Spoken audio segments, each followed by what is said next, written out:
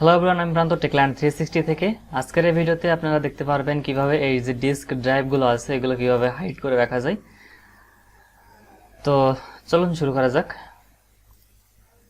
প্রথমে দিস পিসিতে right click করবেন, তারপর এখানে যদি আপনার উইন্ডোজ 11 হয় তাহলে শো মোর অপশন, আর যদি উইন্ডোজ 10 হয় বা 7 হয় তাহলে এখানে ডিরেক্ট ম্যানেজ দেখতে পারবেন। তো এখানে ম্যানেজে ক্লিক করবেন, এরপর আপনি চলে আসবেন ডিস্ক ম্যানেজমেন্টে,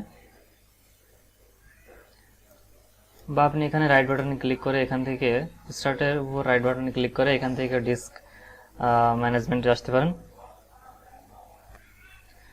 তো ধরে না যাক আমি এখানে এক্সট্রা যে ড্রাইভটা আছে এটা আমি হাইড করব।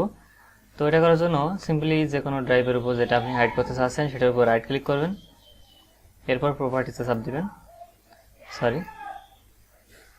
রাইট ক্লিক করবেন, তারপর change drive letter and path. তারপর এখান থেকে যে লেটারটা এখানে অ্যাসাইন করা আছে সেটা সিম্পলি রিমুভ করে দিবেন, ইয়েস। তাহলেই আপনি এই ড্রাইভটা আর এখানে দেখতে পারবেন না।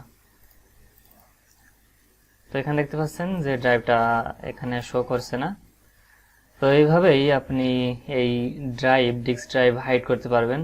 এখন যদি আপনি এটাকে আবার শো করাতে চান তাহলে আবার একইভাবে আপনি ডিস্ক ম্যানেজমেন্ট ওপেন করবেন,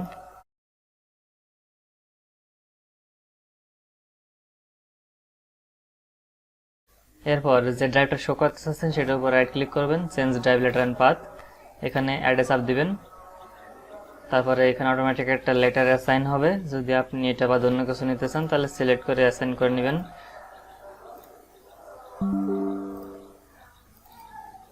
তো এখানে দেখতে পাচ্ছেন আমাদের এক্সট্রা ড্রাইভটা আবার চলে এসেছে।